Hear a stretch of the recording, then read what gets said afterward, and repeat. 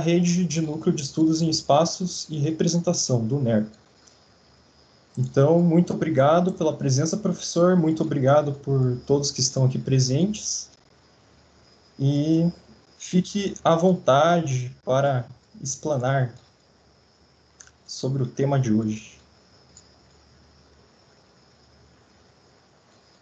Boa noite a todos, espero que estejam me ouvindo bem. É uma satisfação estar falando com vocês, à distância, quiçá futuramente mais perto. Eu preparei para vocês uma introdução de epistemologia da geografia, né, no sentido de dar um start, né, nessa área, para satisfazer essa curiosidade de alguns, para aprofundar o conhecimento de outros. E antes de propriamente entrar no tema e apresentar as imagens que eu vou colocar, eu não escolhi poucas imagens, é só para dar uma base de reflexão. Eu acho que nós estamos num momento mais introspectivo de pensar o que nós fazemos, né, na nossa vida, e também pensar sobre as escolhas que fazemos. E pensar a geografia, né? Que implicação ela tem para o mundo, que implicação que ela tem para, talvez seja como se fosse uma luz para o mundo, né? O que eu tenho pensado bastante é que, num momento como esse, onde tem tantos desafios e tantos problemas, né? A geografia é uma ciência ampla o suficiente para dar uma noção que o Paul Claval lembrou em um texto dele, que ser geógrafo é, antes de mais nada, ser cidadão do mundo. Então, a geografia nos leva a uma visão cosmopolita da realidade. Mas uma visão cosmopolita da realidade implica você conhecer o teu local, né? Onde você está. Então, é uma ciência da contextualização do sujeito, né? Contextualizar o sujeito, mas implicar no conhecimento de todo mundo. Bem, dito isso, eu vou compartilhar com vocês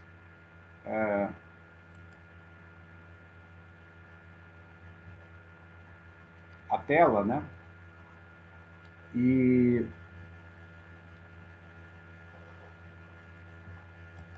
já entrar no assunto diretamente. Bom, gente,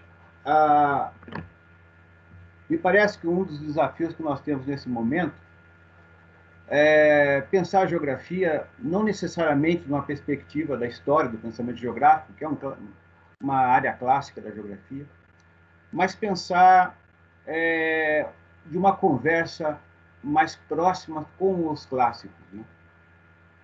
E um pouco da apresentação que eu vou fazer para vocês é essa tentativa de você olhar para os clássicos e ver o que a gente fez nas escolhas na história, que a gente, eu digo, a geografia fez na história, que coisas nós ganhamos e que coisas nós perdemos. E que coisas os clássicos têm a nos dizer que talvez sejam válidas hoje. Claro, sempre uma nova roupagem, sob uma nova contextualização. Vocês devem saber que o primeiro professor de geografia do mundo foi esse que vocês estão vendo aí, Immanuel Kant, grande filósofo. O primeiro emprego dele na universidade foi dar aula de geografia. E ele realmente digamos assim, construiu, né, todo um curso de geografia física muito disputado na época. Inclusive, existe uma publicação, essa publicação de 1802, feita pelos alunos dele. O interessante da visão de Kant é que ele volta aos clássicos gregos, né? E essa ideia de que a geografia é uma ciência de síntese das outras ciências, mas de síntese das ciências empíricas. Então, Kant não via a geografia como uma ciência especulativa, como ela vai se tornar depois. Ela via exatamente a compreensão da realidade do mundo natural, e esse mundo natural implica também o ser humano, né? Nos clássicos não havia uma separação entre o mundo dos homens e o mundo da natureza, digamos assim. E essa imbricação desses dois mundos faz com que eles tinham uma visão de totalidade. O interessante é que Kant, que nunca saiu da sua cidade onde nasceu, fez um livro que descreve todos os lugares do mundo, claro, de fontes de segunda mão, né? Algumas coisas pitorescas. Inclusive, ele descreve tanto as populações de cada local, como as características naturais de cada local. Ele achava que o conhecimento da realidade a qual nós percebemos é parte da nossa posição no mundo. E, portanto, essa posição no mundo é uma posição de conhecer. Essa ideia do conhecer, e, portanto, podemos pensar que conhecer a realidade não é só monopólio da geografia, é de outras ciências também, mas o conhecer da geografia é um conhecer relacional. Portanto, creio que ainda temos o eco da ideia da ciência de síntese. Ela não é uma síntese no sentido de segurar ela como ciência. Porque nós sabemos que a ideia de que uma ciência tem que ter um método e um objeto próprios é uma ideia do positivismo lógico, né? Se ninguém fez a crítica ao positivismo, estamos na hora de fazê-lo, né? O positivismo agora, embora seja muito importante para a construção do pensamento científico, ele tinha uma característica quase religiosa, muitas vezes. Uma dessas crenças é a ideia de que a ciência poderia responder todos os problemas da humanidade. Nós sabemos que não é bem assim. Embora a ciência tenha a característica de investigação da realidade, ela não tem respostas prontas sobre a realidade. Mas uma herança positiva do positivismo, né, até um cacófato, né, é que ele nos dá um apoio para fazer uma ciência de evidências. Por mais que a geografia trabalhe com vários esferas do conhecimento, vários mundos do conhecimento, digamos assim, tanto o mundo natural como o mundo humano, ela trabalha com a evidência. No entanto, ela não precisa ter um objeto definido.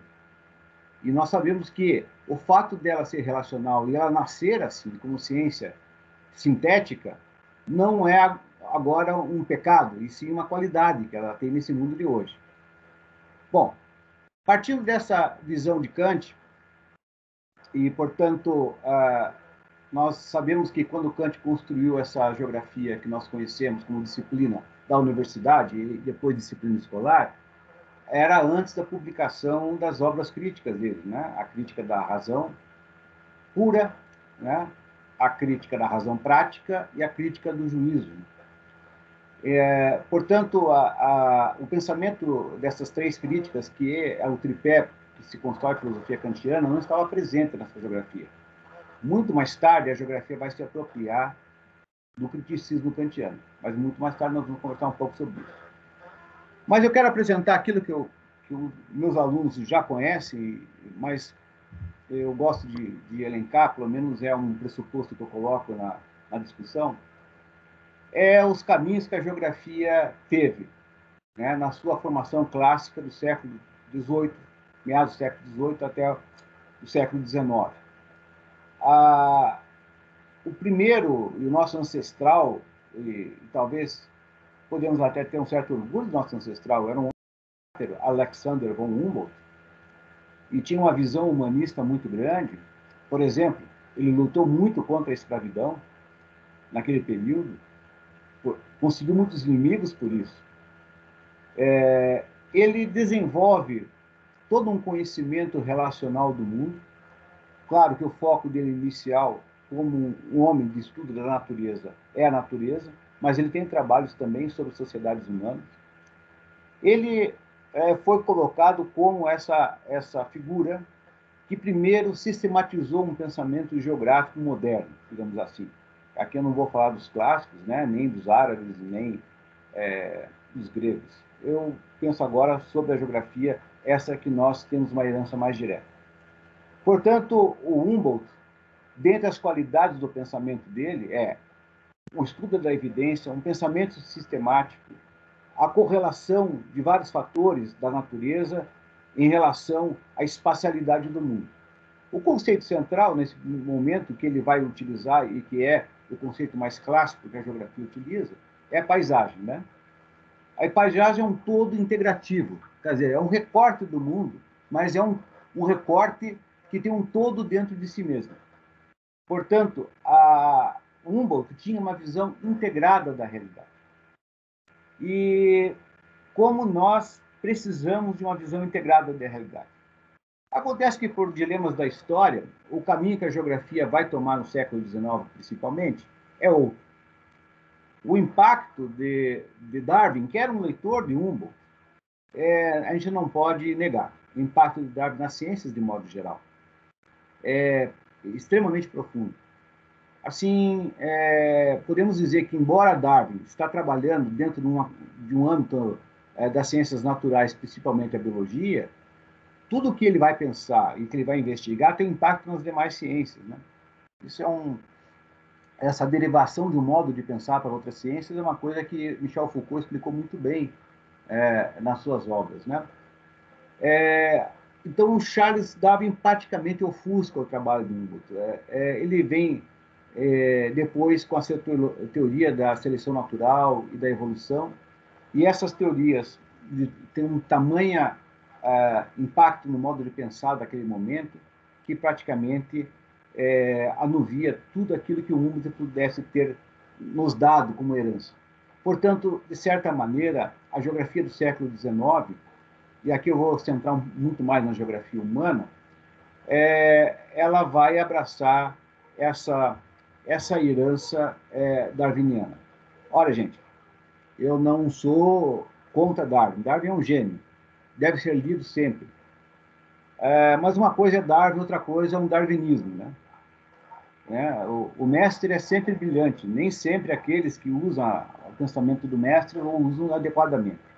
Então, o darwinismo me parece que sai do campo propriamente da ciência e vira uma visão de mundo ideológica.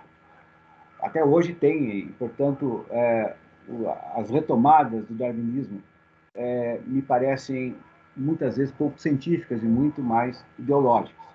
O impacto do pensamento de Darwin naquele momento, principalmente na geografia humana, é muito grande. Bem, mas vamos fazer essa comparação. O que Humboldt nos trouxe e que talvez nós podemos pensar? E depois eu vou para Hatzel e a gente vai ver a herança de Darwin. O que o Humboldt nos trouxe, além dessa visão da totalidade, eu acho que essa é uma visão muito interessante, é uma ideia de referência estética. Eu vou falar de estética aqui, mas estética aqui não no sentido de estudo do belo, mas, na verdade, de estudo do mundo intuitivo, né?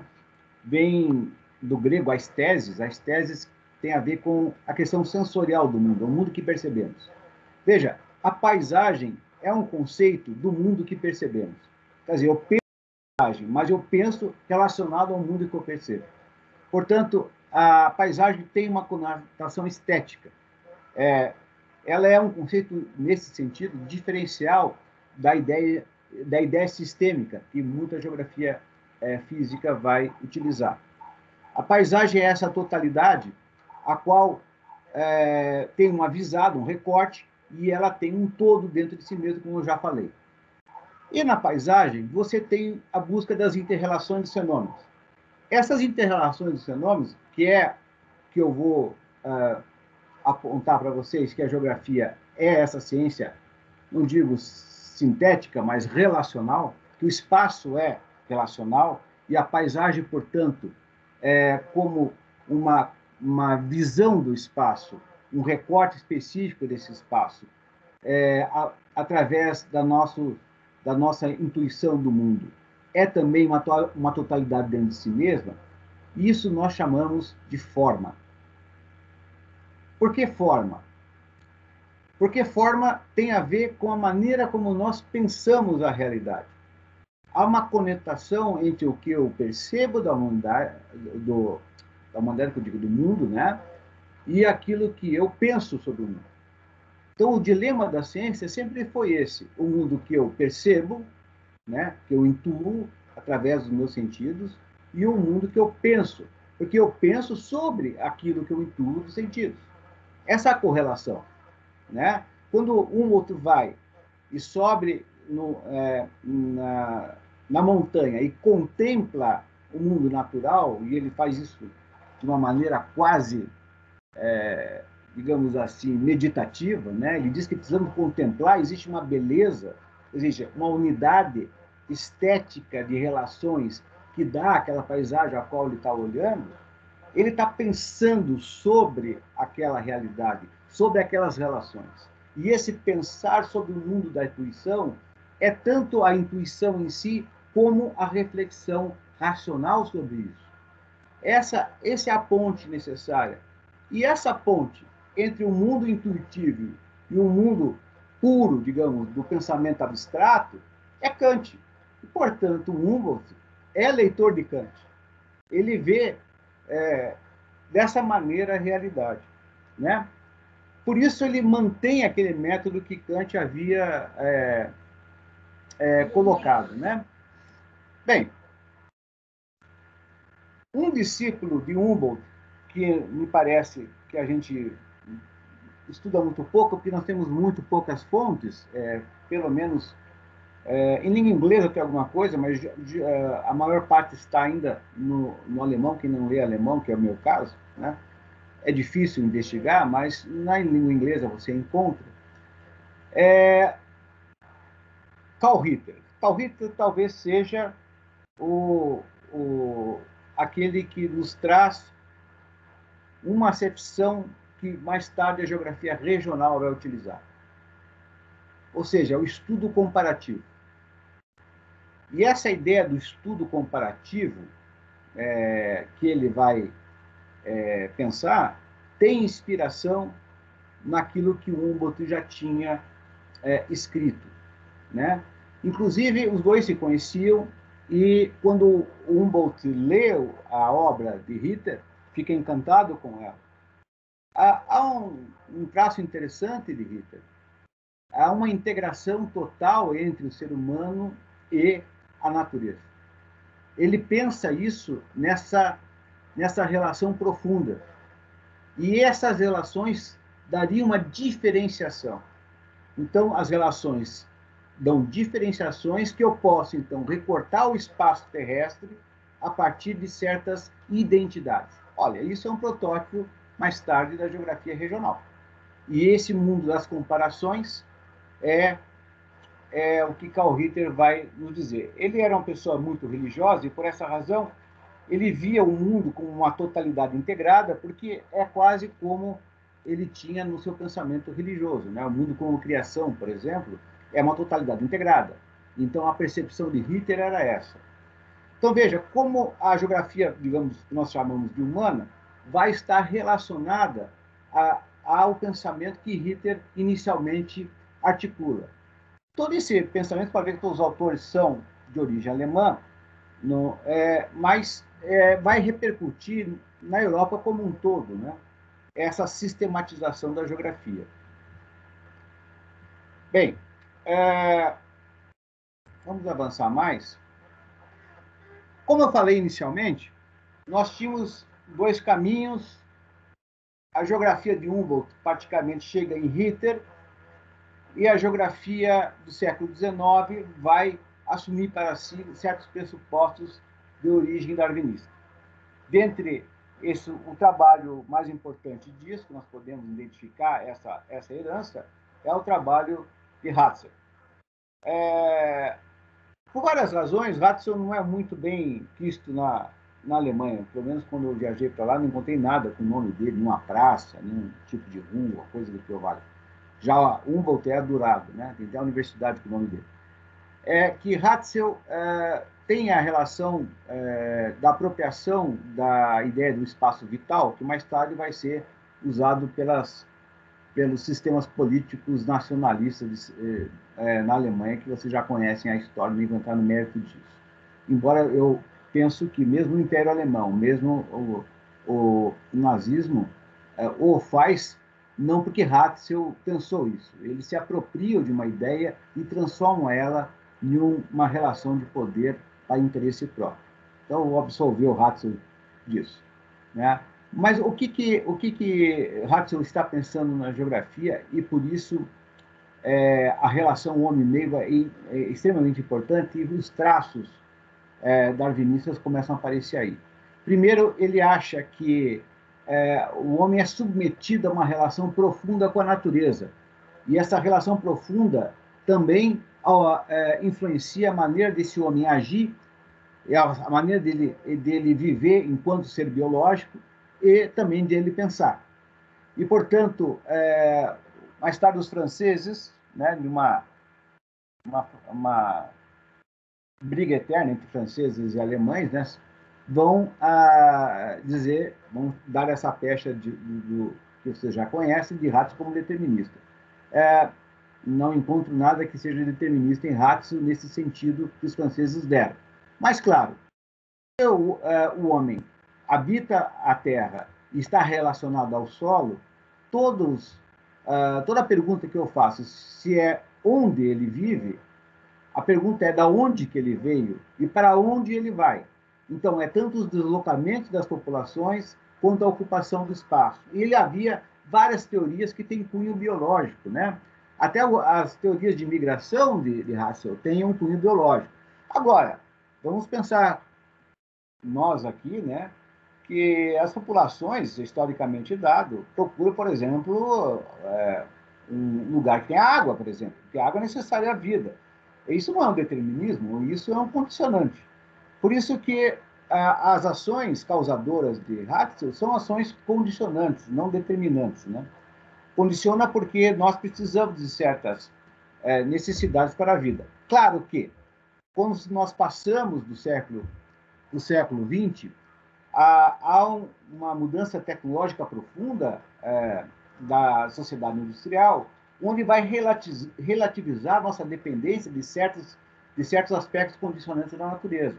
Portanto, esse tipo de teoria, pouco a pouco, ele começa a ficar superada, à medida que a realidade lhe impõe questões que ela não pode responder. Bom, sendo assim, vamos falar um pouquinho do Lablache e aí da nossa herança da geografia brasileira. Vocês sabem que a geografia brasileira, embora tenha autores próprios anteriores à formação da cadeira acadêmica, ela foi formada, né, pelo governo, convidando alguns geógrafos franceses. Geógrafos franceses de grande renome, Pierre de Fontaines, Pierre Monbeng, e que trazem essa herança francesa que praticamente não digo totalizante na geografia brasileira, mas ela está muito presente, principalmente porque a geografia francesa penetra na escola. E parte da escola, na formação, né, das primeiras academias no Brasil e a escola, usam de textos de Lablache, que tinha uma preocupação também didática, ele chegou a escrever, inclusive, para a escola. Mas o que Lablache nos traz, primeiro, é uma relação interessante de buscar uma inspiração, uma volta ao clássico. O clássico que ele volta é Estrabão, né? Que é o primeiro, digamos, ancestral da geografia descritiva lá dos gregos, dos antigos gregos. E o conceito de região é agora aperfeiçoado por Lablache. E eu acho que a primeira teoria, e de certa maneira uma teoria muito original, e talvez a primeira teoria propriamente geográfica, né, é a teoria do gênero de vida. Então, no pensamento lablachiano, você tem uma correlação entre essa nossa vida com o lugar que você vive. Essa correlação é uma relação de múltipla dependência, digamos assim. Mas, ao mesmo tempo que eu recebo certos condicionantes da natureza, eu a modifico. Portanto, eu crio uma certa identidade, uma tipologia de relação com o mundo, e aí a ideia de cultura, e que vai dar a ideia de singularidade dos lugares, vai ser desenvolvida por Lablache. Essa herança praticamente quase vira senso comum quando se pensa em geografia. Se pegar uma pessoa que não estudou geografia, eu acho que ela vai lembrar muito desses tipos regionais. Né? Os tipos regionais têm inspiração no trabalho do Laplace. Claro que Laplace não fez só isso, mas, e hoje vale a pena revisitar alguns trabalhos que ele fez que foram esquecidos e que são de extrema relevância. Eu penso que a geografia que a gente fala clássica, eu estico bastante a geografia clássica, alguns colegas meus não concordam com isso, então é uma opinião do Silvio, né? Para mim, a geografia clássica é quando ela mantém os aportes dos clássicos. E aí eu acho que isso vai até a Segunda Guerra Mundial. Por mais que tenha outras geografias, que tenha várias diferenças, aquelas que a gente, pelo menos, se apropriou, mantém características epistemológicas comuns, né? E, de certa maneira, a Segunda Guerra muda a perspectiva de mundo, né? E esse rompimento com a visão mais clássica se dá por um mundo que se transforma. E aí, então, a geografia vai ter essa mudança, que vai dar a razão de existir para várias abordagens da geografia que nós vamos falar na sequência.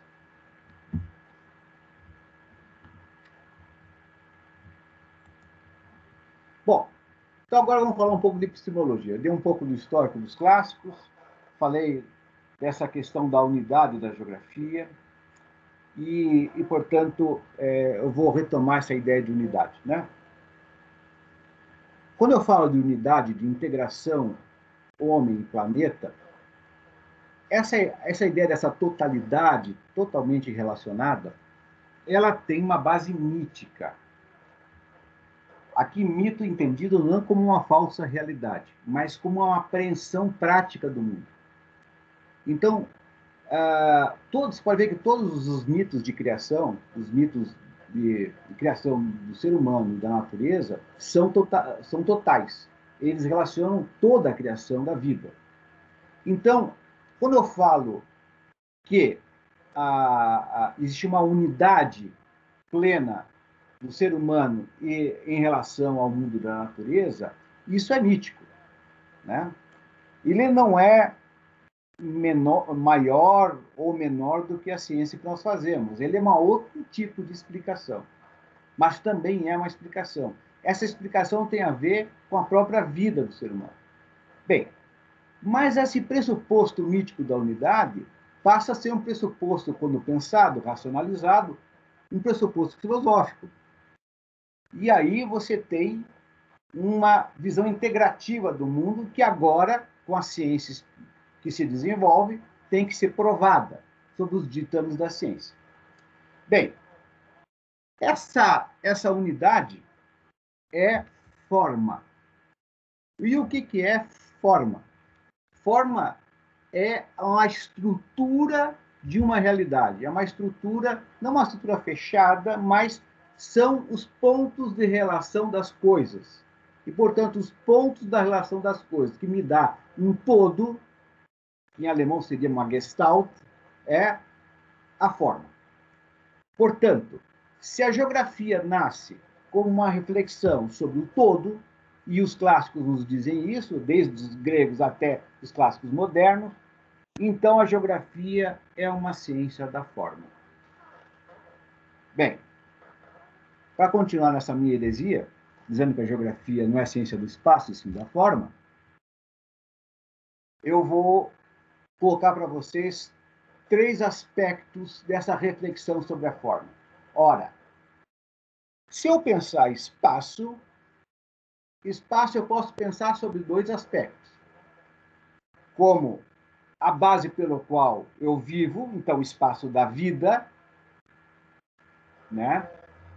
Que seria a superfície da Terra, que isso é uma ontologia, o espaço é o espaço da vida, porque eu vivo no planeta e, portanto, esse é o espaço da vida. E, portanto, isso é... Ou o espaço é aquilo que eu dou sentido, que eu transformo em algo, como, por exemplo, as cidades. Então, é um espaço culturalmente estruturado. Se ele é um espaço culturalmente estruturado, porque quem pensa o espaço é o ser humano, esse espaço já não é a ontologia da superfície terrestre. É um espaço constituído de sentidos, que a ciência vai ter que investigar.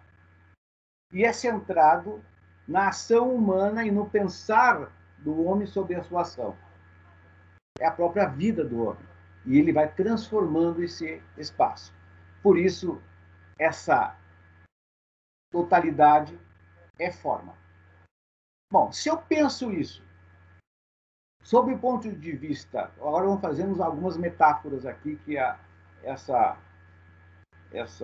imagem, que não fui eu que constituí, essa imagem foi publicada num trabalho de geografia humana da década de 60 nos Estados Unidos, pelo Kennedy, e ele foi muito feliz nessa metáfora, e eu estou me apropriando dela e esticando ela o máximo possível para tornar ela mais didática. Então, se eu penso a forma, sob o ponto de vista de um sistema integrado, e eu quero entender como esse sistema, digamos, funciona, eu tenho uma apreensão funcionalista dessa forma. Se eu entendo essa forma como uma forma de conflito, de relações de dominação e, portanto, de uma estrutura de construção social, eu tenho um estruturalismo dessa forma. Aqui eu podia colocar, e eu vou depois esticar um pouco mais, de como o estruturalismo na geografia se dá. Né? Não é estruturalismo nós entendemos atualmente, né? O pós-estruturalismo é um estruturalismo ligado muito também com a base em Marx. Se eu entendo a forma como o movimento, né, da expressão da vida, da linguagem que dá essa ligação entre o pensar e a própria vida e a reflexão sobre isso, que é o que o significado e sentido, então nós temos o que pode ser chamado, embora o termo tenha várias conotações, aqui eu tenho uma conotação puramente epistemológica, nós temos o subjetivismo. O subjetivismo não quer dizer que isso aqui não seja objetivo, quer dizer que é centrado no sujeito, centrado no homem, que é em si um ser subjetivo. Então, quando eu falo toda subjetividade, né, eu estou falando de todos os seres humanos. Eu posso dizer que toda objetividade nasce de uma subjetividade, porque quem pensa é o ser humano. Portanto, ele é subjetivo, mas pensa racionalmente. Então, não existe objetificação do mundo sem o ser humano. Portanto, aqui o subjetivismo está centrado nesse pensar do ser humano sobre o mundo ao qual ele vive. Portanto, essas três tendências epistemológicas vão nos dar. Eu vou pular essa, eu vou direto nesse quadro aqui.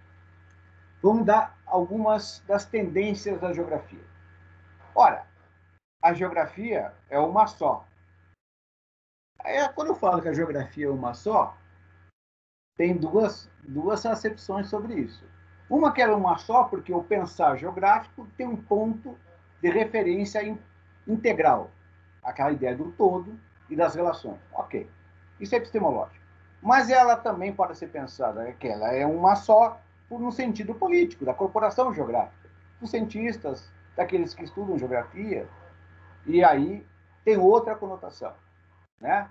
Então, a questão não é se a geografia é uma por uma exigência política que ela seja uma. Aqui eu estou falando da geografia é uma porque existe uma exigência epistemológica de que ela é uma. Embora muitos colegas meus vão discordar duramente disso. Bem, eu falei dos clássicos, então eu estou colocando os clássicos nessa posição que existe várias geografias aí até a Segunda Guerra Mundial, e a partir da Segunda Guerra Mundial nós temos uma mudança relevante no pensamento geográfico. A primeira mudança é o impacto da tecnologia na própria vida do homem. E esse impacto da pedagogia passa por um momento a relativizar a distância. Outra característica importante é a mudança econômica disso. Tá? Então, como que eu explico um mundo que está cada vez mais conectado, cada vez mais movimentado e com uma dinâmica totalmente diferente da dinâmica de longa duração anterior à Segunda Guerra Mundial? Né? Aquela dinâmica, como posso dizer, do tempo lento. Né? De repente, o tempo ficou rápido. Bem, e aí nós temos as nossas heranças atuais. A geografia que vocês vão estudar estão ligadas a essas abordagens de uma maneira ou de outra. Claro que disso deriva várias outras abordagens possíveis. Eu estou colocando aqui, sendo muito minimalista, mas estou colocando alguma coisa que vocês possam compreender e vocês encontrarem na literatura. O primeiro impacto é as teorias que foram, digamos assim, de inspiração neopositivista, mas que visam explicar a geografia a partir da ideia de espaço relativo. Dentre elas, acho que as mais famosas são as chamadas teorias locacionais. O que a teoria locacional faz? Ela pensa a relação custo-distância, porque ela está atrelada no pensamento neoclássico, da economia neoclássica. Isso tem muito a ver, e não que a geografia surgiu só lá, mas eu estou falando principalmente da geografia norte-americana agora. Né? Ou melhor dizendo, da geografia anglo-saxã, né? Porque na língua inglesa, digamos assim.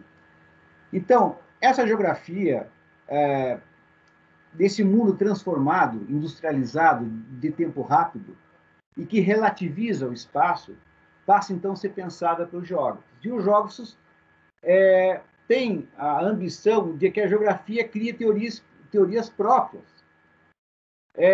Isso é quase um fetiche positivista, tem que ter uma teoria própria, tem que ter um objeto, aquilo que eu falei para vocês antes. Mas aí nós temos algumas heranças que estão até hoje. A geografia humana, de certa maneira brasileira, abandona bastante as teorias forjadas nessa época, mas existe alguns já retomando e repensando elas. Mas a teoria geral dos sistemas e o impacto da ideia sistêmica continua presente, principalmente na geografia física. E é difícil para a geografia física abandonar o sistema, porque a ideia da natureza é uma ideia orgânica, e a ideia orgânica é sistêmica, né? Você não pensa, você pensa o conflito só na relação homem-natureza, mas não na relação natureza-natureza. Portanto, a nova geografia, certos pontos, ela nos traz, ela trouxe capacidade de a gente fazer teorias mais sofisticadas. Ela nos fez pensar sobre o espaço relativo, né? Que as distâncias são relativas. Que lugar está mais perto da onde? Hoje, com a internet, eu posso conversar muito bem com uma pessoa do outro lado do mundo e talvez de maneira mais efetiva e rápida do que com o meu vizinho aqui do lado. Isso é uma relativização do espaço. Imagina as relações econômicas. Então, nós temos a ideia do espaço relativo. Né? A capacidade de a gente trabalhar teorias mais abstratas. E aí tem um traço indelével neocantista. Por quê? Há uma retomada do pensamento abstrato da teoria a partir de modelos teóricos. Isso não é kantiano, mas tem mais inspiração no Kant crítico, né? Porque se cria a teoria e gera um modelo, e esse modelo passa a ser um modelo de previsibilidade, né? Você pode prever as coisas. Por exemplo, a ocupação urbana, o desenvolvimento econômico, a ocupação humana, as migrações, através de modelos. Assim como eu posso, por exemplo, fazer modelos sob o ponto de vista da natureza e dos impactos que a natureza pode causar. E essa modelagem da realidade era uma ambição dos geógrafos da chamada New Geography, ou podemos dizer da explicação sistêmico-funcional. Né? Bem, no mesmo momento que essa geografia mais utilitária aparece, você tem uma geografia que se preocupa com o comportamento humano, que eu chamei aqui de geografia behaviorista. Porque, ora, se esse é o agente econômico principal, é o ser humano, portanto, eu tenho que entender como ele se comporta, como se ele comporta espacialmente. E aí, então, a geografia começa a se aproximar, por exemplo, de teorias da psicologia comportamental. Esse período vai até os fim dos anos 70, tá? E o Brasil sempre tem um rebatimento tardio. Essa geografia, esse pensamento geográfico não chega, pelo menos até onde eu sei, na escola brasileira. Ela fica condicionada à academia. Não vi manuais didáticos que utilizavam dessas abordagens a despeito de tudo. A geografia que ficou na escola, ela manteve sua herança clássica por bastante tempo. E da herança clássica ela vai passar por uma geografia crítica, né? E vai dar esse salto sem passar por essas teorizações que nesse período nós vamos utilizar. Se utiliza muitas delas até hoje em outras áreas. A economia regional usa até hoje.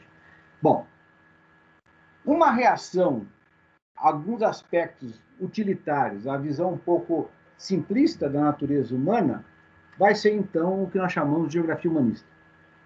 A geografia humanista vai bater de frente com o positivismo. E ela surge junto com a geografia radical, aqui dita radical, que é a explicação estruturalista marxista. Lembra que eu falei? O marxismo na geografia entra casado com algumas ideias estruturalistas, principalmente na sua base francesa, em Althusser. Acho que Althusser, depois Lefebvre, mas principalmente Althusser, onde há uma conexão entre a ideia de estrutura e a questão do materialismo histórico dialético, né? Então, nós temos uma entrada bem específica do marxismo na geografia, diferente de outras ciências sociais. Acho que tem uma diferença. Pensar, por exemplo, na história, na sociologia, o marxismo entra de outra forma, com outros autores, né? E a geografia brasileira, por exemplo, ela entra no marxismo e ela, sob o ponto de vista dos autores da sociologia, ela não lê, por exemplo, Max Weber. Max Weber nunca entrou na geografia brasileira. Ela vai da geografia utilitária para a geografia radical diretamente. Os humanistas sempre foram minoria. Muito é um movimento que tinha um prazo definido de estar e estava lá para questionar a geografia utilitária. E trabalha aí também com uma aproximação, em parte com a psicologia, mas principalmente com teorias fenomenológicas. E duas matrizes fenomenológicas são importantes nessa geografia humanista. Primeiro, Husserl, grande formulador da fenomenologia, ou melhor dizendo, da fenomenologia que nós conhecemos agora como fenomenologia. Embora existam outras fenomenologias, não só a husserliana, mas ele é o grande fenomenólogo, e ele vai ser o professor de outros fenomenólogos que vão ser utilizados. Outra herança de cunho mais existencial vai se aproximar de Heidegger. Heidegger era aluno de Husserl, e sobre a questão da relação homem-mundo e a questão do ser no mundo, a aproximação com Heidegger vai dar um cunho mais existencialista dessa geografia. E também outras abordagens mais idealistas. A geografia humanista foi um movimento que começou e terminou nos Estados Unidos, na língua inglesa, de modo geral. Mas no Brasil ela renasce. Ela tem uma vida logo quando a geografia utilitária chega no Brasil, e ela tem um nicho que sobrevive e se renova e que existe até hoje. E passou também a ser pensada como uma geografia como se fosse uma geografia outra, né? E tu não pensa, puxa, uma geografia diferente e tal. No fundo, ela tem inspiração nos clássicos da geografia humanista e vai repensá-lo sobre um patamar mais atual.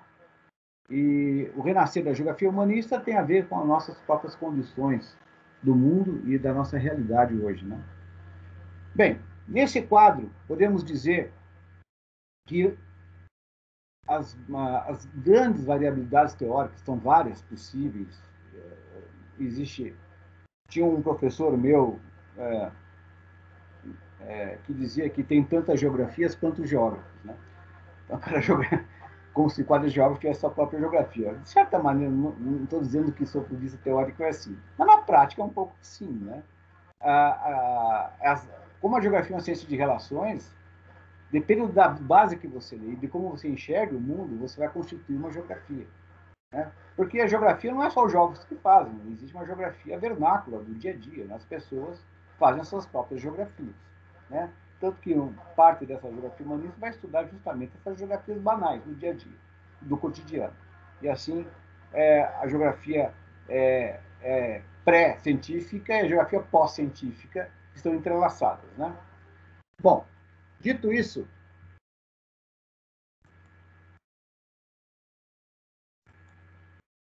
opa, acho que caiu a minha apresentação aqui. Tinha mais alguma coisa que eu queria mostrar para vocês. Vamos tentar de novo. Para fechar. Né? Ok. Vamos sair. Beleza. Bom, acho que o que eu tinha que apresentar em termos de imagem é isso. Agora, para a gente chegar mais na conclusão. Né? O que nós podemos pensar sob o ponto de vista de perspectivas para a geografia? E por que é importante estudar sua epistemologia? E o que é essa epistemologia que nós estudamos? Simplicitamente, epistemologia pode ser pensada como teoria do conhecimento. Mas se eu falo de uma epistemologia geográfica, eu estou estudando como esse conhecimento foi constituído na tradição geográfica. Qual sua gênese? Quais suas abordagens? Com quem essa geografia conversou? Com quais autores? E invariavelmente, toda corrente geográfica, toda abordagem geográfica tem uma correlação com uma base filosófica que a norteia. Né? Por isso a necessidade de a gente pensar, a partir da nossa prática geográfica, também as suas fontes filosóficas. Não há uma correspondência direta entre a filosofia e a geografia, mas a geografia é uma ciência clássica, né? Ela nasce da filosofia clássica. Portanto, ela tem uma estrita ligação com a filosofia. E quando eu vou buscar caminhos novos e outras abordagens na geografia, invariavelmente eu tenho duas perspectivas que eu tenho que conversar. Primeiro, eu tenho que pensar sobre o vista metodológico. O que eu vou fazer? Como fazer? Mas se eu penso como fazer, como eu penso aquilo que eu vou fazer? E aí a filosofia me ajuda. Por isso, quando a gente constituiu essa disciplina no curso, ela era separada em duas, que talvez não foi muito producente, talvez agora integrado seja melhor, é fazer essa correlação entre as bases filosóficas que esses geógrafos leram e se apropriaram para pensar a sua geografia. Bom, nesse sentido, eu posso dizer que é um debate epistemológico. Mas fora do debate epistemológico, como vocês sabem, existe a questão dos intelectuais, dos professores, dos cientistas, dos alunos da geografia. E como eles pensam geografia. E aí, então, existe a política da corporação geográfica, de como ela vê a geografia. E a tendência nossa é sempre rotular certas abordagens com certas nuances políticas. Isso não é muito bom. Eu acho que a ideologia tem que ser pensada instrumentalmente, quer dizer, eu tenho que pensar sobre ela, não pensar através dela. Né? Porque a ideologia é como uma sala de espelhos, aquela que a gente vai no parque de diversões, que a gente aparece gordo, magro, ela distorce a realidade de nós mesmos e da coisa a qual nós queremos explicar. Então, como é que a gente escapa a isso? Pensando e analisando a ideologia. Pensando sobre ela. Agora a ideologia está tomando um sentido mais que Marx utilizou. Né? A ideologia como falseamento. Né? Então, qualquer ideologia, qualquer função ideológica que a ciência tem, e ela tem, claro que tem que ser pensada enquanto isso.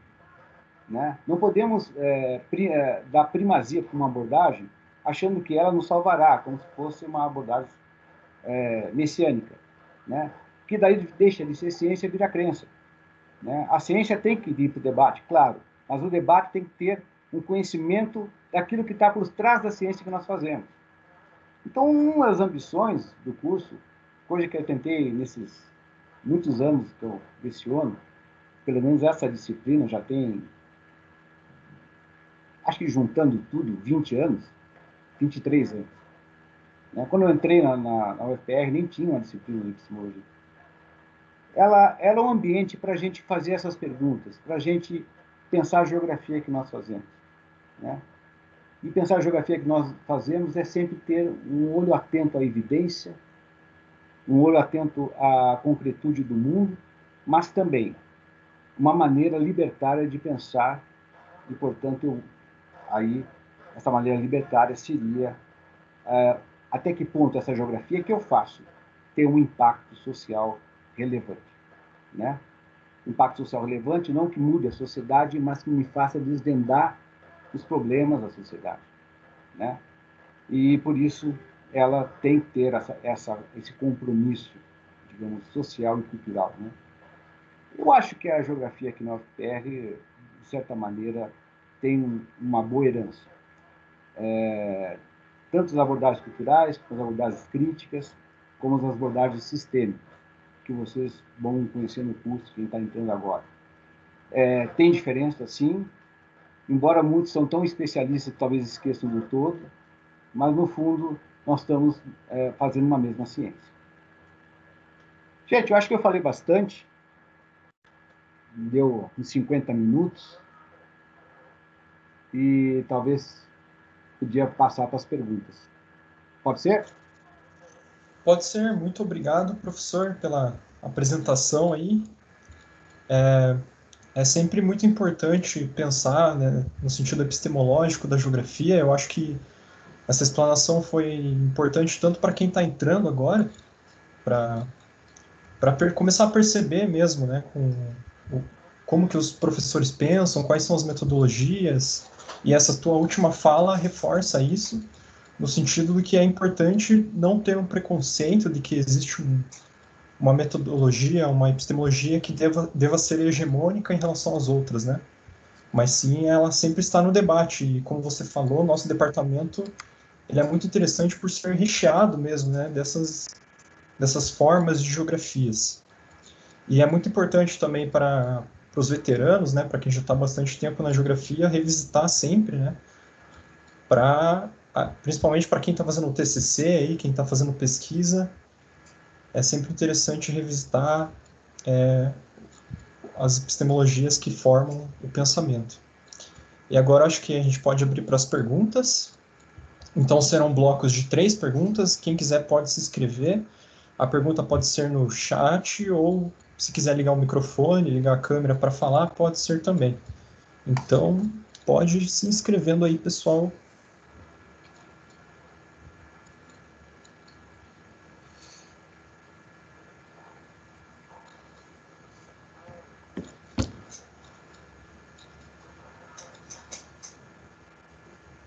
Bom, eu tenho uma pergunta, né? Mas vamos esperar mais se mais alguém vai querer iniciar esse bloco também.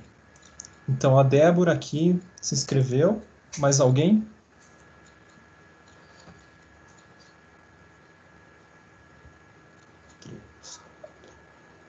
Então acho que a Débora pode ir fazendo a pergunta. E aí, se alguém se inscrever durante esse tempo que ela fala, a gente incrementa mais, senão eu termino o bloco para depois o professor falar e assim a gente abre outro bloco. Então, Débora, pode ficar à vontade. Você vai fazer pelo chat, vai ligar o microfone. Boa noite. Não sei se tá pegando, que às vezes dá uma travada no Teams. Ah, tá. Tá Professor, certinho. ai, obrigada. Sempre vinculei a geografia da percepção com a fenomenológica. Assim, foi algo que eu acabei, acho que, criando na cabeça. E aí, ali no slide que tinha os apanhados das correntes epistemológicas, estava separado, tipo, estava na behaviorista, sabe? E aí eu não sei, assim, se é mais tipo, para esclarecer mesmo essa junção que eu acabei fazendo, por mais que o professor falou que a geografia é uma só, houve um equívoco aí, né? Só isso, meio que pergunta mesmo.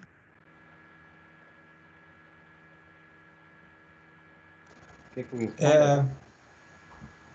Peraí que eu acho que alguém tá com a mão erguida, mas eu não consigo ver ali no É o negocinho, não sei quem que Rudinei. é. É o Rudinei.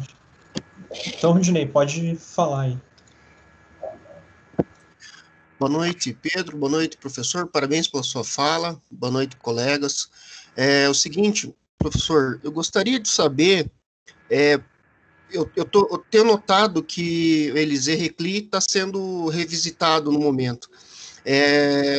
Por que ele foi esquecido, né? Porque foi aluno do Karl Ritter, foi contemporâneo do Lablache, foi contemporâneo do Hatzel, e o Reclus, talvez lá pelas ideias anarquistas dele, foi deixado de lado.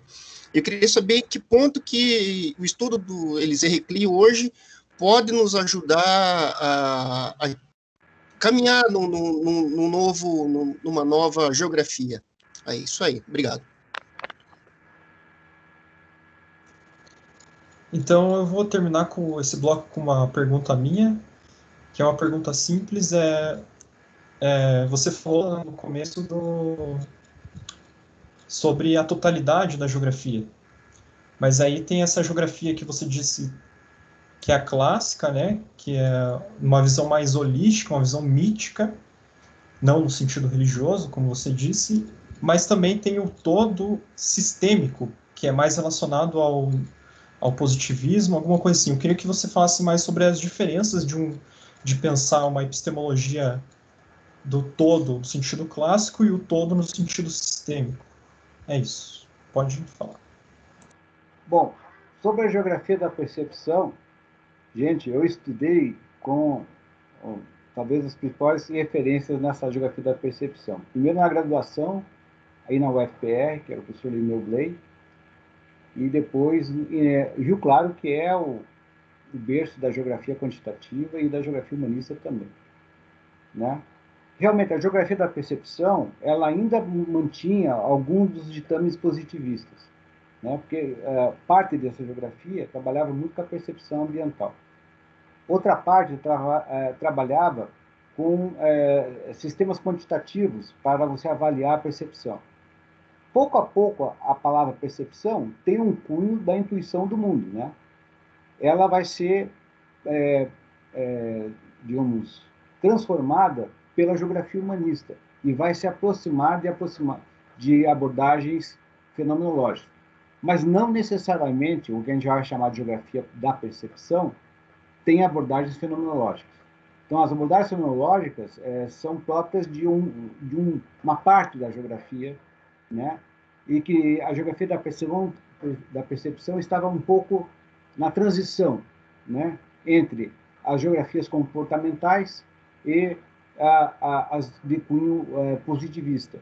Mesmo porque, por mais que a gente trabalhasse a ideia da percepção centrada no sujeito, nós tínhamos a influência, principalmente aqui, que faleceu recentemente, da grande professora Lívia de Oliveira. E ela é muito ligada a Piaget, e um pouco da ideia da percepção vai para o ramo da cognição. E a influência dela e os textos que ela vai traduzir, como ela vai nos apresentar, e ela é de Rio Claro, vai influenciar a geografia da percepção que nós desenvolvemos. Então, são coisas diferentes, com certeza, mas o termo percepção tinha uma conotação que foi apropriada em várias abordagens diferentes, né? E a fenomenologia também trabalha com a percepção como um primeiro momento da abordagem fenomenológica. A segunda pergunta do Elisée Reclus. Elisée Reclus tem uma razão histórica, até da corporação geográfica na época. O Elisée Reclus não conseguiu entrar na universidade, e talvez até pelo fato dele do pensamento político dele, né? Ele não fez parte, né? Veja, as universidades até hoje o são, mas naquela época mais do que nunca, eram um braço do Estado. Né? O Estado francês tinha lá seus interesses e muitos autores como ele que inclusive viajou para outros países da Europa, sempre teve um pouco à margem daqueles geógrafos que estavam dentro das universidades. Agora, a retomada de Recli não só é útil, como também buscar textos que a gente não leu ainda, né? Nós temos uma coletânea de textos dele traduzidos, mas tem outros textos interessantíssimos dele. Eu acho que ele pensou muito além do seu tempo, e muito do que ele pensou pode ser teorizado agora. Então, é um autor que vale a pena revisitar. Agora, claro, ele foi marginal. Não é mais, né? Porque quando a geografia marxista chega nas universidades, ela um pouco resgata esses autores que haviam sido esquecidos, que tinham uma combinação mais crítica, né? É o caso do Lévi Reclus, né? Sobre a questão das totalidades. Pois é, então. A noção de totalidade dos clássicos é uma ideia de uma totalidade orgânica, né? Então, essa totalidade orgânica tem a ver muito com o pensamento judaico-cristão. À medida que eu penso o sistema é uma construção racional de movimento, né? De relações que se estabelecem. Então, quando a teoria do sistema surgiu, ela tinha a ambição de ser a grande língua que integrasse, inclusive, todas as ciências, né? Mas a TGS, a Teoria Geral dos Sistemas, ela não conseguiu fazer isso, por várias razões. Uma delas é porque o pensamento sistêmico corresponde também a uma maneira de pensar o mundo. Ele não é neutro, né? Então, agora, não tem como abrir mão do sistema, né? Principalmente quando se trabalha na natureza. Então, os sistemas também ambiciona uma totalidade. Mas a totalidade sistêmica leva a uma complexidade. E a complexidade quer dizer que as variabilidades, porque existe uma questão matemática disso, as variabilidades das correlações podem, digamos, causar uma instabilidade sistêmica. Ou, podemos dizer, o termo correto seria uma entropia, né? Por isso que mesmo na física teve depois a teoria do caos, né? Quanto mais variabilidade, mais variáveis você tem, mais a chance da incerteza, que é a entropia. E mais difícil você marcar posições. Portanto, o sistema não é a realidade em si. É uma abstração que a gente constrói para tentar entender as correlações da realidade. Agora, existe uma terceira totalidade que eu não comentei, mas está na base filosófica de Marx. Porque Marx bebe em Hegel. Hegel é o mestre da totalidade, do absoluto. O absoluto de Hegel, de certa maneira, está em Marx. E a hora que Marx pensa o mundo, a relação homem-natureza, através do trabalho, ele pensa o mundo, esse mundo material de relações enquanto totalidade, enquanto o absoluto de Hegel. E o absoluto de Hegel é uma centrífuga, que não escapa nada, nenhuma variabilidade. Por isso que a crítica que a gente faz, a gente que eu digo, pessoas que fazem a crítica ao uso do marxismo, é justamente o perigo que nós temos de entender que essa maneira de pensar a realidade é a única, porque ela abrange todas as outras. E não é verdade, né?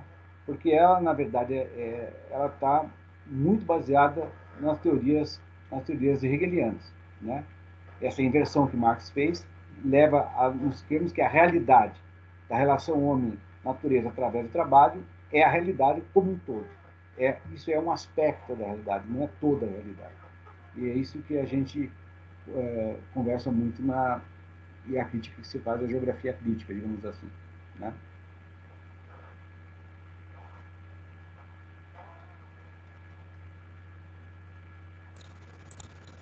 Obrigado, professor, pelas respostas. E agora a gente abre mais um bloco de perguntas.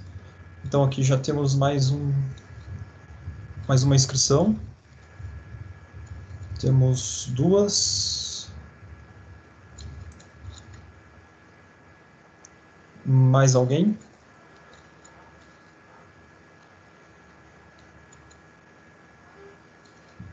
Bom, enquanto isso eu vou lendo a primeira pergunta aqui. Regis Lima da Silva. Professor Silvio, obrigado pelas suas falas e contribuições. Seria possível falar mais sobre o determinismo? Acredita no determinismo para além da geografia de Ratzel?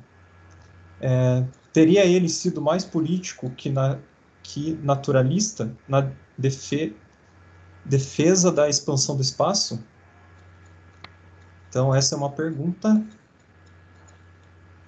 Aqui agora o Vitor Hugo.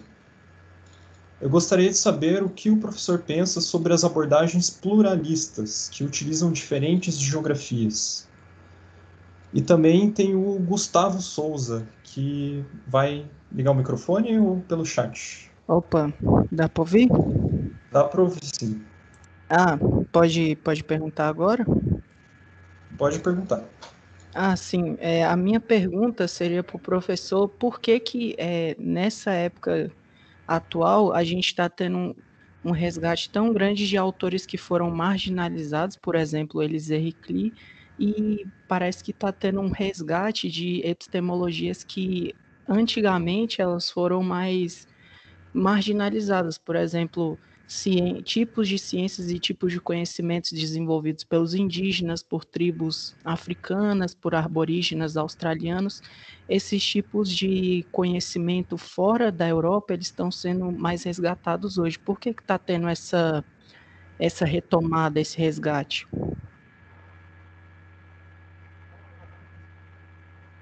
Posso responder? Pode sim. Ver se eu lembro de tudo aqui. Bom, primeira, a questão do Hudson, né? Pois é, como que nós podemos pensar sobre a questão do determinismo de Hudson? Quem escreveu a diferença entre o pensamento, digamos, da geografia alemã e a geografia francesa foi Lucien Febvre. Lucien Febvre era um historiador, né, da École de l'Analyse lá na França. E ele vai, então, para fazer uma distinção entre a geografia alemã e a francesa, ele vai chamar a geografia alemã de determinista, muito por causa do Hudson, e vai chamar a geografia francesa de possibilista. Ora, o possibilismo e o determinismo é a mesma coisa. Né? Apenas um pouco mais light, digamos assim. Eu correspondo a uma relação causal entre as partes. Né? Então, a geografia, sem muito questionar, assumiu essa perspectiva para a nossa literatura. Por isso que eu evito até nas minhas aulas usar esses termos. Mas eu acho que a pergunta que você fez, principalmente sobre se há uma intencionalidade política no pensamento de Hudson. Com certeza há, porque ele é um homem do seu tempo. Veja, nós temos aí uma série de autores que vão legitimar a expansão alemã. Tem vários motivos para isso. Dentre elas, o fato de que a Itália e a Alemanha conseguem essa unidade política muito tempo depois dos outros países europeus. E também tem uma disputa colonial das potências europeias em relação ao entorno, né? Principalmente que vai buscar mercados, matérias-primas. E essa ideia expansionista está ligada a uma ideologia extremamente perigosa, né? Que é o nacionalismo. O nacionalismo é uma espécie de falso Deus, né? Cujos sacerdotes são os políticos e cujo ritual é o massacre das pessoas. Né? E essa ideologia extremada perpassa o pensamento europeu e não está presente, claro, o Hudson não está poupado disso. Agora, a apropriação feita do pensamento dele, que espaço vital é espaço da vida. Ora, todos precisam de um espaço para viver, né? Aí justificar o domínio do espaço pela guerra por causa do espaço vital é uma outra coisa. Já vem do pensamento de Richthofen e depois a apropriação dos nazistas, né? Então, são coisas diferentes. Mas, de certo modo, a gente não pode despregar o autor do seu contexto. O contexto de Hudson é esse. A geografia política dele é uma geografia ligada ao solo. E, de certa maneira, foi utilizado ideologicamente, como qualquer outra ciência pode ser utilizada. quanto às geografias plurais, né? Se eu estou entendendo bem, não sei se a pergunta exatamente tinha essa conotação, é de você usar diferentes abordagens, diferentes maneiras de fazer uma geografia. Olha, usar diferentes abordagens para o mesmo tema, você tem diferentes respostas. Porque, na verdade, a construção da ciência é, digamos assim, uma conversa com a realidade, e que você assume certos parâmetros para fazer essa conversa, digamos assim. Aqueles autores de base que você faz, o que te dá a abordagem que você está utilizando, ela te dá um certo modo de ver o mundo. E é difícil você harmonizar abordagens que são opostas, né? Por exemplo, abordagens humanistas com abordagens marxistas. É difícil harmonizar isso. Elas partem de pressupostos totalmente diferentes. Quer dizer, o mundo que os humanistas veem não é o mundo que os marxistas veem. E daí é uma geografia de mundos diferentes. É difícil você harmonizar. No entanto, o que é possível, o que eu tenho visto, é você ter uma pluralidade metodológica, para que você possa, então, acessar certos dados, certos conhecimentos, que por as abordagens mais estreitas ou mais ortodoxas não conseguem. Mas, de qualquer momento, a base epistemológica, pelo menos uma base inicial epistemológica, vai te dar uma geografia. E essa geografia, esse olhar, por mais que se converse com os autores, eles têm que ter alguma coisa em comum. Não podem ser autores que um negue o outro, porque daí o trabalho vai ficar esquizofrênico, né? Não tem essa questão. Sobre as geografias marginais. O que são as geografias marginais? Tem uma colega minha que eu adoro, que é uma referência, né, na geografia de gênero, né, que é a Joseli, e ela usa muito esse termo. As geografias marginais podem ter essa conotação de geografias esquecidas, né? São geografias sociais esquecidas, porque certas questões sociais não são valorizadas no métier científico e são esquecidas. Por exemplo, essa questão de gênero, né? Tanto foi esquecida, ou a questão de raça, por exemplo, né? Então, a questão das minorias, enfim, todas as questões que são ofuscadas ou não esquecidas têm a ver com a atitude do pesquisador. Então, existe uma marginalidade na corporação científica. Porque, de certa maneira, há um momento que certas discussões afloram e tornam-se mais importantes, ou hegemônicas, né? Usando Foucault de novo, né? E essas discussões, então, vão nos trazer possibilidades de outras análises. Agora, como é que a gente vai trabalhar as geografias culturais dos povos, as geografias vernáculas de cada povo? Eu acho que a geografia que mais consegue elaborar esse tipo da geografia da pessoa que está lá, ou seja, tornar as pessoas sujeitos da tua própria geografia, é a geografia humanista e suas abordagens. Porque ela vai buscar esse conhecimento que está, ou vai dialogar, pelo menos, com ele. E buscar certas visões de mundo que ela pode incorporar, ela tem essa flexibilidade para tal. É claro, existem certos ditames da ciência ocidental, etc., que é difícil a gente escapar. Mas a gente pode estar aberto o suficiente para ter novos conhecimentos, né? Conhecimentos de outras bases. Então, quanto mais a gente ter uma teorização aberta sobre isso, mais é possível você revisitar esses conhecimentos. Por outro lado, pode haver uma fragmentação. O que é uma fragmentação? Eu trabalho de coisas tão específicas, tão pontuais, que eu já não consigo dialogar com outros conhecimentos, com outras abordagens, com outros temas. Eu acho que existe uma certa fragmentação do conhecimento. Isso não é uma motivação necessária de escolha dos cientistas, mas é uma condição do tempo. Por que uma condição do tempo? Porque os pensamentos unificadores, aqueles que explicam tudo, eles ruíram. Porque, na verdade, os pensamentos unificadores são metanarrativas, né? Teve a metanarrativa de cunho mais positivista, por exemplo, que sistematizava todas as ciências como de uma mesma função, uma mesma razão, né? E tem a metanarrativa marxista, por exemplo, né? Que também trabalha com isso, né? Ou seja, as metanarrativas são visões de mundo que explicam todas as relações do mundo, inclusive as mazelas do mundo. Portanto, elas se propõem ser esse ponto de ligação. Quando você tem uma metanarrativa unificadora, as ciências tendem a trabalhar a partir dessas metanarrativas.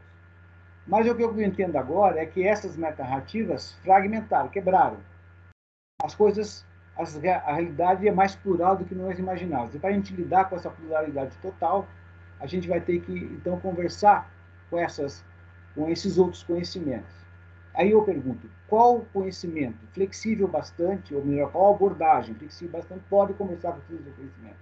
Claro que as abordagens totalizantes, não. Elas têm dificuldade. Né? Elas têm porque elas tendem a reduzir a diferença a uma unidade, a um todo. E tendem a trabalhar as diferenças ou no jogo dialético dos conflitos, ou no jogo complementar das coisas, como se fosse um organismo. Então, essas duas razões de ser é difícil, à medida que o mundo e as suas metanarrativas ruíram, né?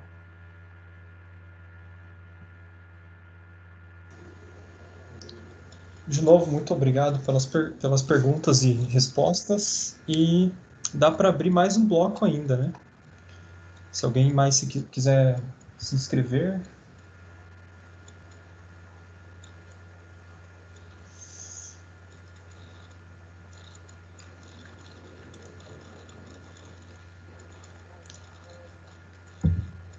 O Michael tem uma pergunta.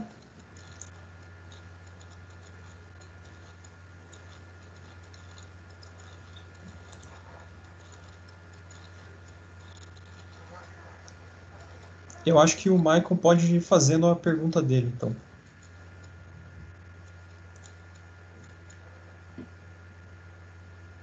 Tá, ele vai escrever no chat.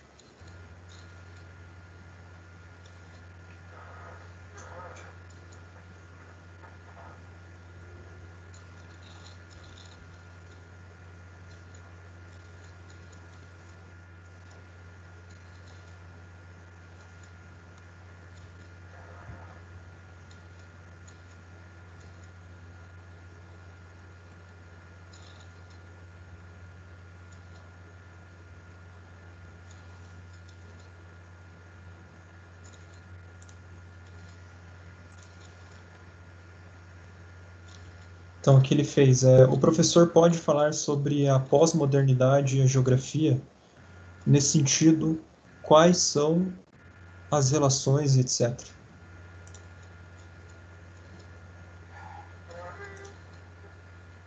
Mais alguma eu falo já dessa? Eu queria fazer mais uma. Se ninguém se vontade. inscreveu.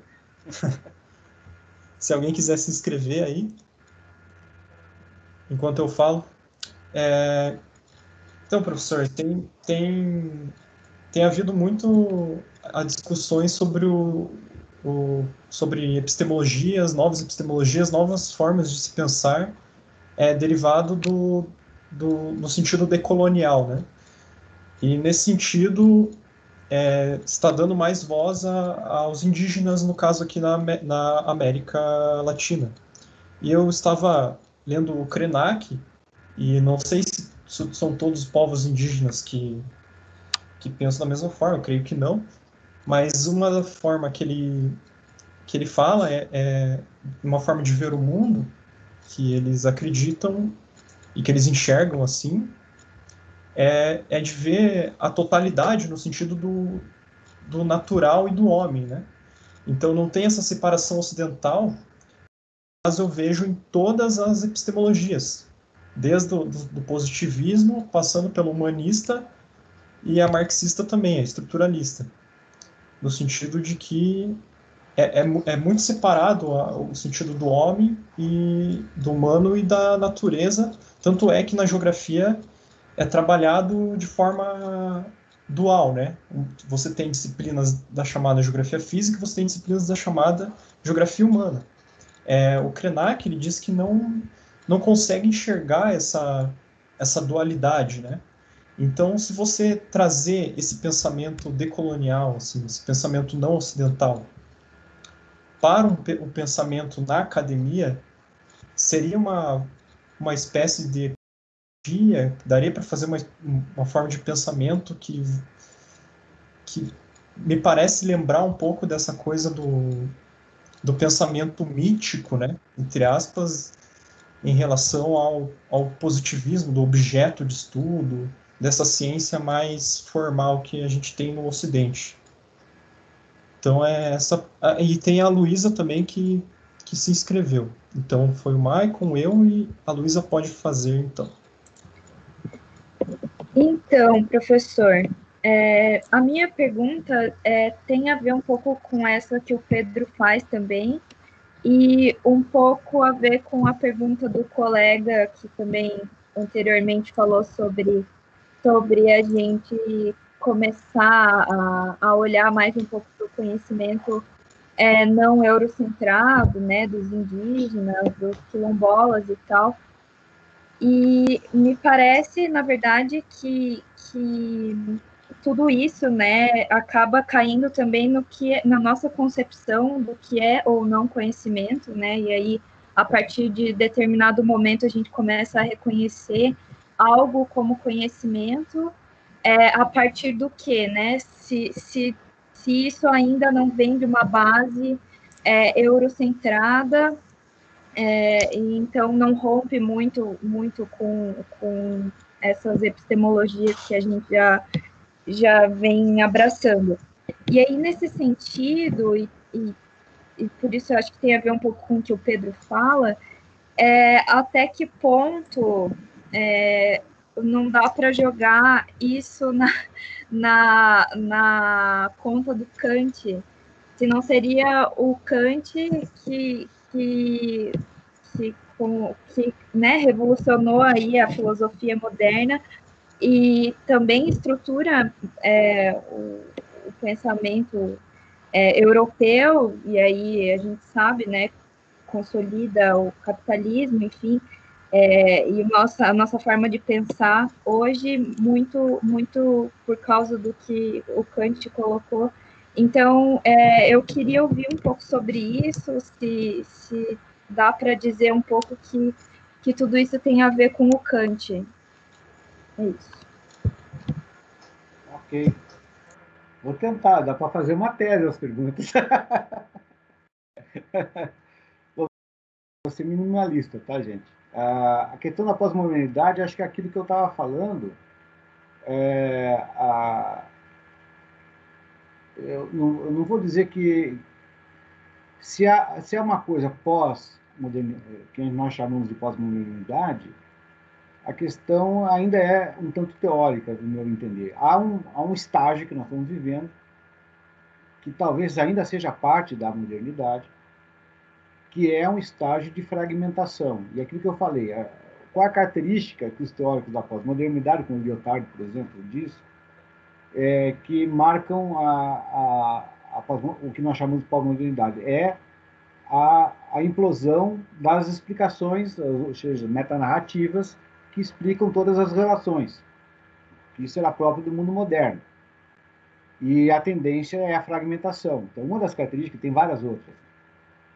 Se eu pensar assim, quer dizer que nós estamos num momento da ciência, e a geografia não escapa a isso, de fragmentação. O que eu posso dizer? A geografia está no momento de fragmentação ainda. Mas eu não sei se é por conta de uma questão a lemurs dela, né? É uma questão da própria ciência. Eu acho que a questão da crise, das explicações totalizantes, me parece que colocou a geografia em questão e a gente começou a repensar. Agora, eu vou emendar isso com a pergunta sobre a questão da abordagem das chamadas epistemologias decoloniais ou pós-coloniais, enfim. A primeira consideração é que eu não sou um expert nessas epistemologias. E a crítica que eu vou fazer é uma questão de gênese, não é uma questão do que fazem. Eu creio que tem trabalhos muito bons, por uns pouco que eu li, né? Mas eu tenho uma certa desconfiança.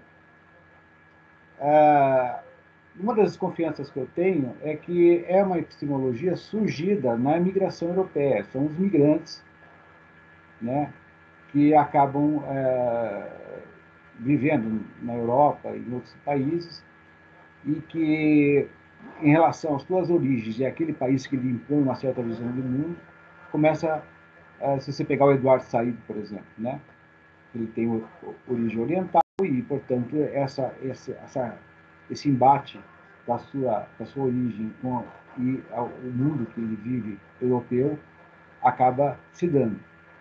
Agora, na França, que tem aparecido algumas abordagens nesse sentido, nós temos que ter um certo cuidado. Eu penso que a gente está dando uma nova roupagem a alguma coisa que ainda é. Nós temos que ser decoloniais em relação aos decoloniais, entendeu? Parece que a gente está importando outra coisa de lá de novo, né? Então, em tese, é isso, né? Um professor famoso, eu não vou citar o nome dele, mas um professor famoso, para o qual eu tenho o maior respeito, disse que as abordagens decoloniais é uma casca de banana epistemológica, né? Que os europeus colocaram para a gente escorregar. Ele acha que ela não ajuda a crítica que nós podemos constituir. Essa é a visão dele. Eu não tenho elementos para dizer se isso é a minha visão ainda. Teria que pensar um pouco mais sobre isso. Mas ela está aí, né? Ela está posta aí e tem muita gente abraçando abordagens decoloniais. Muita gente que veio de uma base crítica, né? Da geografia crítica, e que viu uma oportunidade de lidar com este mundo que nós estamos vivendo a partir dessas novas epistemologias. Quanto ao velho Kant, eu vou absorver o Kant. O que o Kant tem que podia se dizer que poderia legitimar nossa sociedade, nosso modo de pensar ocidental? Kant era fã de Rousseau. Ele é um iluminista, né? um fã do iluminismo. Ele pensa em função dessa influência grande do pensamento de Rousseau, dessa liberdade, né, iluminista. E esse homem iluminista, esse ser humano iluminista, livre, autodeterminado, né, centrado na sua própria liberdade, está em questão. Está em questão. Né? Então, não é uma questão agora, é uma questão que teve em questão várias vezes, também está aí. Esse é o pressuposto do criticismo kantiano, é pensar a ideia desse homem que pensa no homem livre. Agora, o uso dos seus leitores, a forma que eles usam, acho que não vou debitar na conta do mestre. Né? Quando ele estava pensando, ele estava num contexto que ele pensa. E no contexto que ele pensa, ele não vejo ele como um aprisionamento do conhecimento. Todavia, ele nos traz certos elementos de um debate da época, né? entre o dogmatismo teórico, né? e os empiristas, por exemplo. Né? E esse debate da época é aquilo que ele quer resolver. Ele tenta resolver, de certa maneira, ele resolve isso. Agora, se isso, para nós hoje, é relevante, no sentido da gente pensar, aí é outra coisa. Né? Agora, claro, ele paira como uma herança na geografia, ele está por aí. Agora, nem sei se ele concordaria com as apropriações que nós fazemos dele. Né?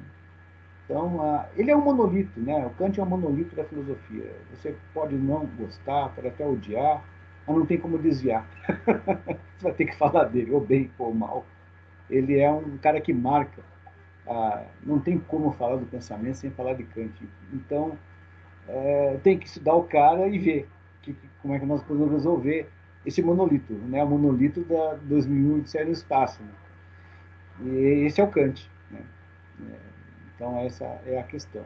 Agora, claro, à medida que surgem conhecimentos dos grupos sociais, que talvez nosso pensamento um tanto arrogante desprezávamos, passa a questão da validação do conhecimento. A pergunta é: quem valida o conhecimento de quem? A validação do conhecimento se dá por uma estrutura do conhecer. Então, se eu tenho um conhecimento e eu me aproprio dele, se eu trago para a ciência que eu faço, eu coloco dentro dos ditames da validação da ciência que eu faço. Então, o antropólogo que estuda culturas nativas fez isso a vida inteira. Ele traz essa cultura, mas ele dá uma validação dentro da ciência a qual ele faz. Eu não sei se a gente consegue escapar disso. Uma coisa é o conhecimento no sentido pleno da palavra, que é o conhecimento que dá no sentido à vida. Ok, isso todos têm liberdade, isso politicamente é necessário também pela autodeterminação que nós temos que ter diante da vida. Agora, a ciência estruturada e seus instrumentos de validação vão dialogar com isso aí, com esse conhecimento que cada vez mais ela ignorou. Agora, ela dialoga enquanto em par de igualdade com este conhecimento, ou ela coloca a sua onipotência em relação a esse conhecimento? É uma questão difícil de solução. Eu não sei se é por aí. O fato de eu dialogar com o conhecimento não quer dizer que eu estou validando ele. Né? Eu trabalho muito com religião, você sabe, né? Minha área é religião. Como é que fica religião e ciência?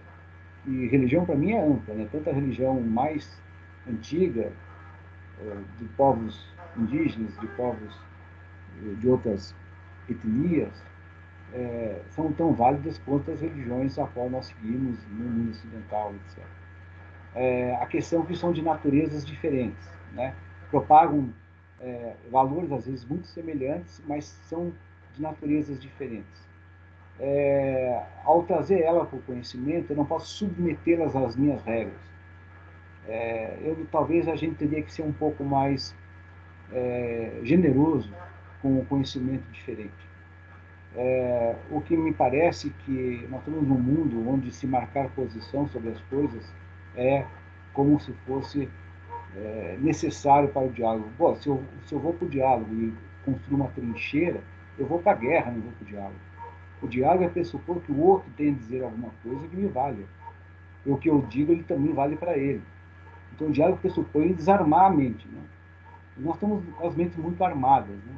Infelizmente, por toda a nossa condição social. Eu acho que precisa uma discussão sobre ética científica mais profunda, e aí podemos talvez resolver esse diálogo amplo com todas as formas de conhecimento. Esse é o que eu acredito, isso que eu tento fazer na minha labuta acadêmica, né?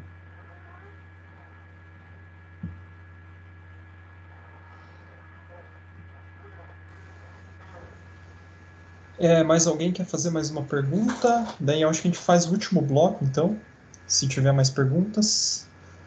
Senão eu tenho mais recados para dar.